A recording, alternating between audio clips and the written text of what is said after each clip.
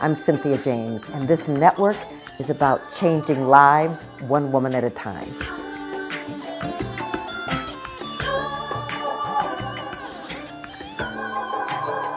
This is our time for women emerging on the planet. So we're changing the world one woman at a time, communities, families, work environments one woman at a time. And together we are a powerful collective. And I get to introduce you to amazing women that inspire me. So today, my guest is my friend and someone that has inspired me for a very long time, Marci Shimoff. She's a #1 New York Times bestselling author, a world-renowned transformational teacher, and an expert on happiness, success, and unconditional love. Her books include the runaway bestsellers, Happy for No Reason, Love for No Reason, and get this, 6 titles in the phenomenally successful Chicken Soup for the Women's Soul series. Her books have sold more than 16 million copies worldwide in 33 languages, have topped major best-selling lists, and have been on the New York Times bestseller list for a total of, oh, get this, 121 weeks. Marci is one of the best-selling female nonfiction authors of all time. And by the way, she's a fabulous human being. So she's inspired millions of people. She has a fabulous program called A Year of Miracles with thousands of participants from 72 countries for living a life of miracles. Marci, thank you for being here. I'm so excited to talk to you. Cynthia, I'm so happy to be here with you. I have been sitting here the whole time with this like big smile on my face, just because that's how I feel anytime I get to be in your presence. Thank you. Well, Marci, I really want to kind of take a little bit of a backward look. People look at successful people like you and they think, oh my gosh, they dropped in on the planet and they just zoomed up to success.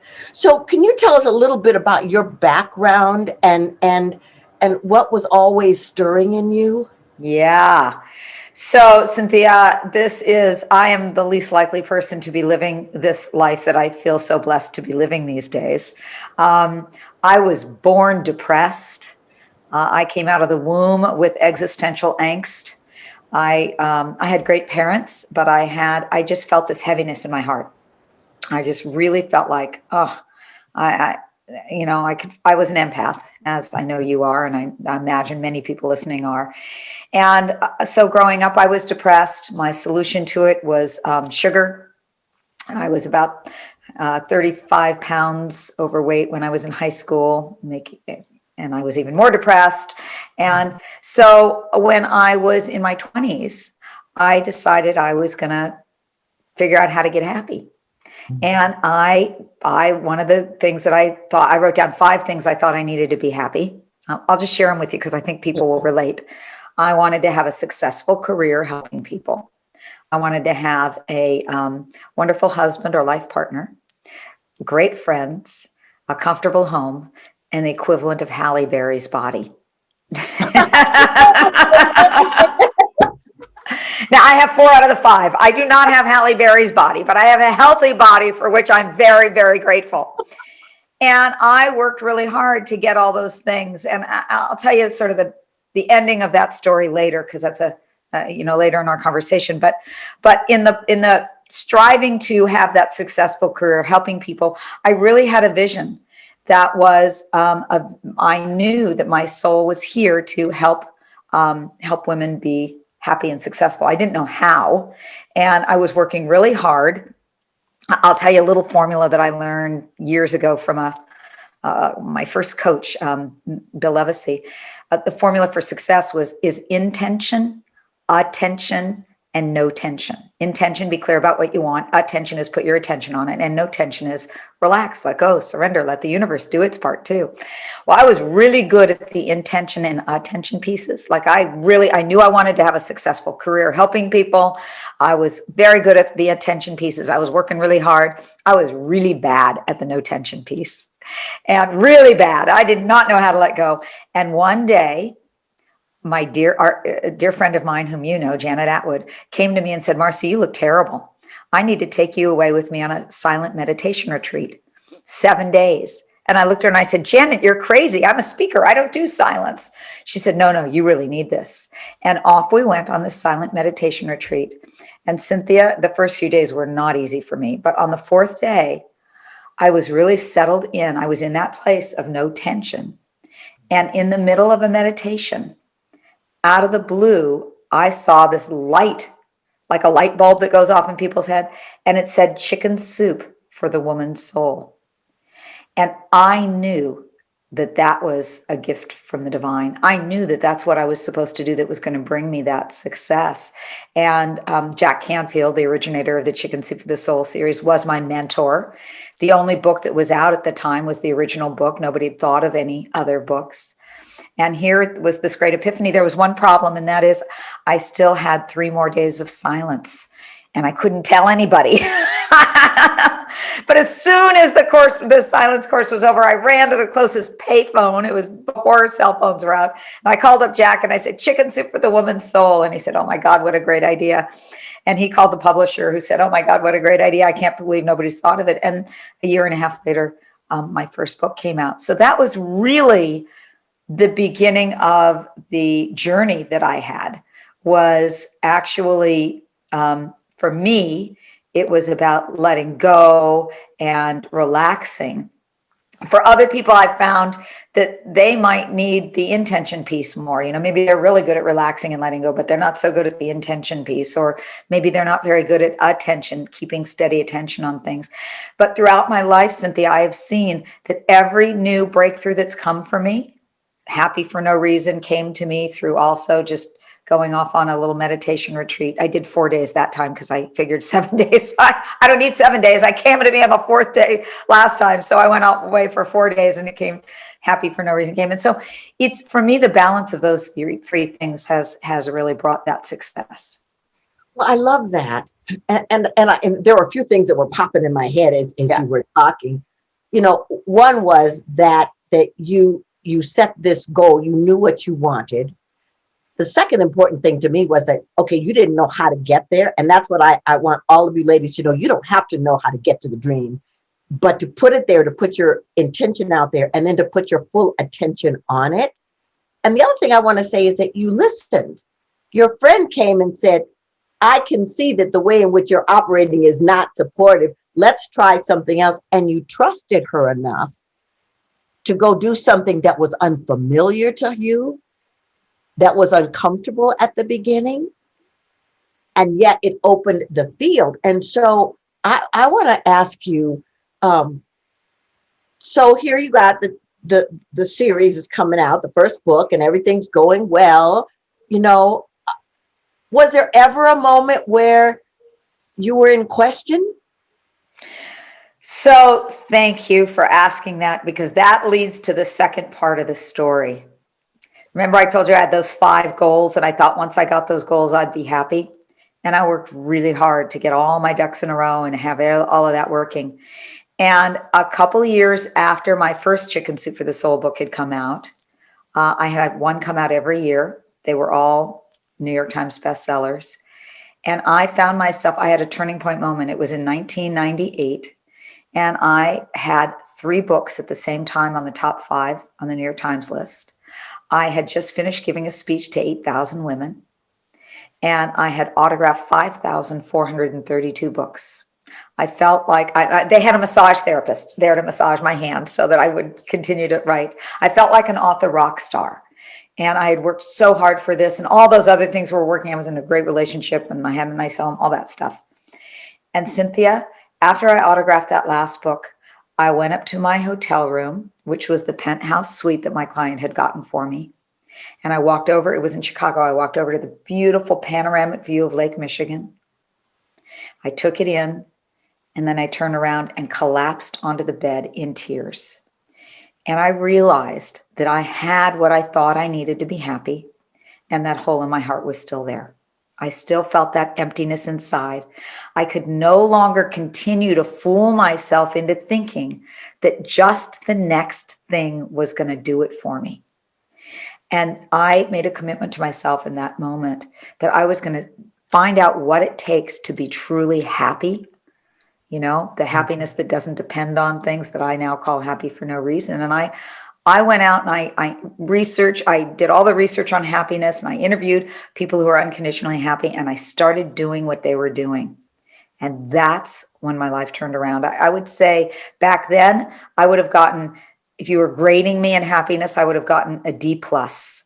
Now I'm an A. Now I'm a work in progress. I'm still working on it, but there's a solidity inside that is so different than what I felt before. And what I found is that success doesn't bring happiness. And all the research on success shows that. But that happiness, or what I call happy for no reason, an inner feeling of peace and well-being, will bring greater success. You're operating at a more attuned, high level of connection with yourself when you're deeply happy. I'm not happy because, but happy for no reason. And so that became my thing, is I just wanted to be happy. And as that kind of happy, and as that built more and more, my success built more and more. It's beyond what I would have imagined back then. Wow. But it matters. Success alone doesn't do it, as we see. You can find a gazillion people in Hollywood who have all the money and success and fame and looks and everything. And, they're amongst the most unhappy. So that's become my kind of success. And I know that's what you're about. Well, yeah. And I have to tell you that many years ago, there was a show called Star Search, and I was the winner, and they handed me $100,000 on television. And I was in glee. My family was there. 2 days later, my family left, and I did exactly the same thing you did. I fell on the floor and I was crying, and I called Michael Beckwith, who was my friend. And I said, I just don't know it. And he said, okay, so here's the deal. He said, you're never satisfied in the moment. You're always looking for what's next. I want you to walk around your house and say, I'm enough, and call me back when you feel clear. And I was like, not a problem. Well, 3 hours later, after falling on the floor several times and weeping, I finally got to, I've got to accept myself. I've got to honor myself right where I am and trust that something else will propel me forward. So I totally know what you're talking about. And that's a journey in itself. And I guess that's the next question I want to ask you is, okay, so what do you think is the biggest challenge for women in terms of taking ownership for their lives? Yeah. I'm sorry to sound cliche. Self-love. Deep, true self-love, meaning a love, a feeling which I define as an internal feeling of love, not depending on your circumstances, meaning not depending on whether you did a good job or didn't do a good job, whether you look a particular way or don't, whether whatever is going on in your life, that you have an unconditional feeling of compassion and love for yourself, because that's the only time that we can truly take in all the good that's out there. Otherwise, it doesn't actually land. It's like, okay, I did that, check off the list. Okay, I did that. It doesn't land. What we need it to do is to really register so that we're celebrating our lives, living in a state of celebration, no matter what. And that lack of self-love is the greatest thing. And Cynthia, there's the saying, we teach what we most want to learn. So on this, I am a work in progress, and getting to talk about it and getting to share it. And pretty much wherever I go, women will go, yeah, I get that. I could use more, because it has to do with our inner sense of worthiness. How much are we open to receiving the amazing gifts that the universe has for us everywhere? And they're there. It's just a matter of removing our, expanding our capacity to receive them. Yeah. So that leads me to the miraculous unfoldings, because I consider myself a miraculous unfolding, because there's no rhyme or reason why I should be where I am today from where I came from. And I believe that miracles are everywhere, but I want to know, why are you doing a year of miracles? Yeah. So about 8 or 9 years ago, I told you my happiness really transformed. And then I was finding myself waking up every morning feeling like I'm living a miraculous life. This is amazing. I mean, I'd think about somebody, they'd show up. I'd need an answer for something and the book would be right there with the answer in it. People were coming to me with opportunities. I was invited to be part of the Nobel Women's Initiative, where I was traveling the world with Nobel Peace Prize winners. And it was like, I felt like my life was in the flow. And I realized that the same way that there's actually a formula for happiness, happiness is not, some people are born happy, but most people, there's a real way to get there. I found that there's also a formula for miracles. There's a way. Miracles, according to the dictionary, are a surprise and welcome event that can't be explained by science, and that is often attributed to divine grace. We can't create miracles, but what we can do is we can put ourselves we can create the conditions for miracles to flow in our life. We can put ourselves in what I call the miracle zone, where these miraculous things just unfold in our lives. Well, yes. And to be awake enough and aware enough to see them and experience them and receive them. I mean, that's the deal for me. So before I ask you the final question, I wanted you to tell people how to find you and all the amazing work you do in the world. So you can find me at two places, youryearofmiracles.com, where we have a year-long program where we help people live in the miracle zone in every area of their life. And then the other is happyfornoreason.com, happyfornoreason.com. So ladies, run, do not walk to those two websites and take advantage of the gift. Marci has been in my life for quite some time, and she's a generous, loving person who lives in her zone of genius. If you want to know how she does that. Thank you. But Cynthia, I'm gonna take it a step further and tell them the real story. Can I tell them? Go ahead. Cynthia and I are in this wonderful, wonderful women's group together. There are 5 of us. We call ourselves the Miracle Mavens. And I have the great, great total privilege to get to be with you, Cynthia. I think you are an extraordinary human being on this planet. You inspire me everywhere I go. Every time I'm with you, you are the real deal, solid. So for those of you who are in your community, I just want you to know, man, are you with the right person who is just this beautiful, amazing, expanded, bright light soul on this planet. Oh, Marci, thank you. That makes me weepy. And I was like, no, I can't have the eyelashes fall off. So here's the last question. I ask the same question of every guest.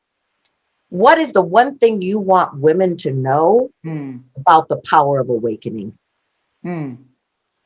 I want the one thing women to know about the power of awakening is that it's what you're here on the planet for, and that it's not selfish. In fact, it's the most generous thing that you could possibly do. Women always say, well, is it selfish to focus on me and my awakening? What about the world? Here's what I know. When you awaken, when you experience and know, when each of us knows our own light, that's how we change the world. In fact, there's a Chinese proverb I love to share about this, and it goes like this. It says, when there is light in the soul, there will be beauty in the person. When there is beauty in the person, there will be harmony in the house. When there's harmony in the house, there will be peace in the nation. And when there's peace in the there will be order in the nation. And when there's order in the nation, there will be peace in this world. And my prayer and my wish for all of us is that we know that light. We awaken to the true essence that we are. And through that, we together help create peace here on this planet of ours. Wow. Okay, ladies, I hope you wrote that down. If not, listen to it again. So, Marci, thank you so much for being here, taking time out of your extraordinary busy schedule. I'm honored to walk with this path with you and honored to call you friend. Thank you. Thank you, Cynthia. I love you. Love you too. So, ladies, we do this every week. Come back every week and meet somebody new and extraordinary. And I want to leave you with this piece of information. You are a miraculous unfolding. You are a masterpiece in the making. You are a divine expression that came here to do something so extraordinary. Nobody else can do it the way that you can do it. You matter. You're important. And so step up, step out, dream big, Dare to go into that place where you look at your intention, you put your attention there, and you let go of anything that would hold you back. I love you, and I'm honored to walk this path with you. Thank you so much, and I'll see you soon.